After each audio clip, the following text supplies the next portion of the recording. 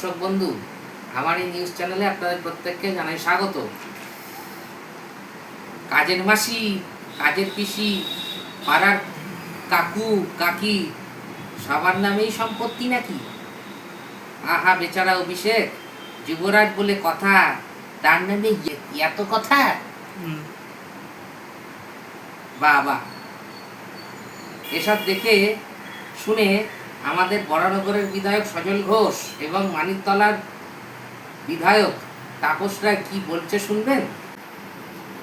প্রথমে বলি সজল ঘোষের কথা। সজলদাকে যখন জিজ্ঞাসা করা হয় মুখ্যমন্ত্রী হাওয়াই চটি পড়েন, তাকে সততার প্রতীক বলা হয়, এ ব্যাপারে কি বলবেন আপনি?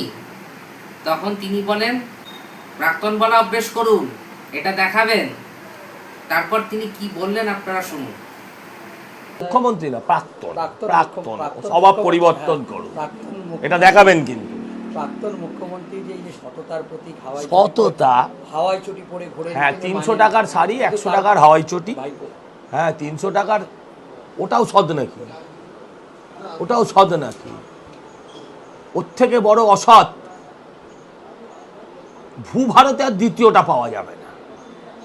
দক্ষিণ ভারতে অনেক অনেক টাকার স্ক্যাম হতো, হ্যাঁ, তো তারাও একে দেখলে লজ্জা পাবে। তারাও তো সততার নাটক করতো না, ভাষাটা অ্যাপ্রোপ্রিয়েটটা দিতে পারলাম না এখানে।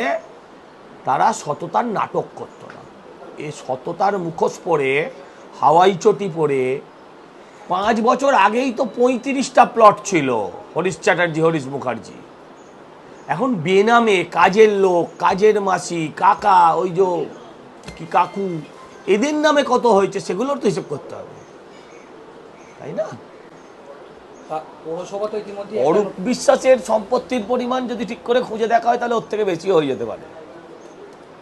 পৌরসভা তো অভিষেককে একটা নোটিশ পাঠিয়েছে, 7 দিনের মধ্যে উত্তর দিতে বলেছে। আপনি পৌরসভার একজন কাউন্সিলর হয়ে এ ব্যাপারে কি বলবেন? এই প্রশ্নটা মেয়রকেও করা উচিত, যে মেয়র থাকাকালীন, উনি থাকাকালীন এত বেআইনি কাজ, বাড়িতে অনেক বেআইনি কাজও আছে, এই মানে সম্পত্তির হিসেবের জন্য তার নোটিশ পাঠায়নি, বেআইনি কাজগুলোর ওপর নোটিশ পাঠিয়েছে। এত গ্রস বেআইনি কাজ হলো কেমন করে? তাই তো ওনাকে জবাব দিতে হবে, হাউসে দেবেন জবাব। আগামী দিনে অভিষেক বন্দ্যোপাধ্যায় তাহলে কি হবে বলে মনে হচ্ছে? তাকে প্রশ্ন করা হলে তিনি বলেন, চেলা চামুন্ডদের সাথে একসাথেই থাকবে, যুবরাজ, দেবরাজ সব একসাথে থাকবে, কোনো চিন্তা নেই। তার মানে যুবরাজ তার চেলা চামুন্ডাদের সাথে গাড়োদের ওপারেই থাকবেন। এরপর তাপস রায় কি বলছেন আপনারা শুনুন। না, এত প্রপার্টি কেন? সোর্সটা কি? এরা কি রাজনীতিতে এসেছে আর একটা সরকারে এসেছে বলে কি 15 বছর ধরে লুটতরাজ তাকে চালিয়েছে নাকি? তো অসভ্যতা। কিসের প্রপার্টি, কেন প্রপার্টি, সোর্সটা কি? এর উত্তর দিক মমতা ব্যানার্জি। প্রাক্তন মুখ্যমন্ত্রী মমতা বন্দ্যোপাধ্যায়কে যে সততার প্রতীক বলা হয়, এ ব্যাপারে আপনি কি বলবেন? 16 পর থেকে তো লেখা হয়নি, সততার মূর্ত প্রতীক লেখা হতো 2016 পর্যন্ত। 2016 পর থেকে না কেউ ইনস্ট্রাকশন দিতে পেরেছে তৃণমূলের, না কেউ লিখেছে। এখন যদি বলে যে চুন কেনার বা তুলি কালি রঙের পয়সা কেন্দ্র সরকার দেয় না, সেটা আলাদা কথা। কিন্তু তারপরে আর সততার প্রতীক, মূর্ত প্রতীক এসব লেখা হয়নি। দার্জিলিংয়ের ঘুম থেকে সুন্দরবনের সজনেখালি গ্রাম পর্যন্ত যে বিস্তৃত পশ্চিমবাংলায়। উত্তরবঙ্গে বর্তমান মুখ্যমন্ত্রী শুভেন্দু অধিকারী বলেন, এসব তো শুধু রাজ্যের মধ্যে, এছাড়াও আরো আছে। এ ব্যাপারে আপনি কি বলেন? গোটা রাজ্যে আছে, রাজ্যের বাইরে আছে, ভারতের বাইরে আছে, কে যে কোথায় কি করে রেখেছে সবই এবার ওই কান টানলে মাথা আসবে, এবং সবই আস্তে আস্তে আস্তে বেরিয়ে আসবে কার কী রয়েছে নেই সবই আর আসবে। কিন্তু এটা খুব দুঃখের এবং দুর্ভাগ্যের, পশ্চিমবাংলায় এই প্রবণতা কখনো ছিল না। নিজের আখের গোছাও, সম্পত্তি বানাও, হ্যাঁ, স্থাবর অস্থাবর সম্পত্তি ওয়ান আফটার অ্যানাদার করে চলো।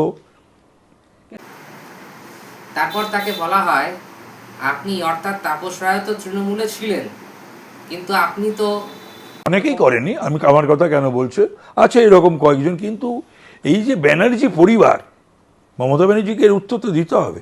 ওর সমস্ত ভাই, ভাইজি, ভাইপো, আত্মীয় স্বজন, ঘনিষ্ঠজন যারাই রয়েছে, তাদের যদি 2011-র পরে তাদের যদি এই সমস্ত সম্পত্তি হয়ে থাকে, হ্যাঁ, স্থাবর অস্থাবর সম্পত্তি, তার দায় তো নিতে হবে মমতা ব্যানার্জিকে। শুনলেন তো কিরকম ব্যাপার। এবার বাবা যুবরাজ খেলাটা সামলাও দেখি। যাই হোক, এই প্রতিবেদন এখনকার মতন এই পর্যন্তই। আবার ফিরে আসছি খুব তাড়াতাড়ি নতুন প্রতিবেদনে। ভালো লাগলে আমার ভিডিওটি লাইক করবেন এবং বন্ধু বান্ধবদের মধ্যে প্রচুর পরিমাণে শেয়ার করবেন, এবং আমার চ্যানেলটিকে যারা এখনও সাবস্ক্রাইব করেননি তারা অতি অবশ্যই সাবস্ক্রাইব করে বেল নোটিফিকেশানটিকে অল সিলেক্ট করে রাখবেন সবার প্রথম নোটিফিকেশান পাওয়ার জন্য। এবং আপনারাই হলেন আমার মোটিভেশন, তাহলে আমি আরও বেশি করে ভিডিও বানানোর জন্য মোটিভেটেড হই। আপনারা সকলে ভালো থাকবেন, সুস্থ থাকবেন। নমস্কার।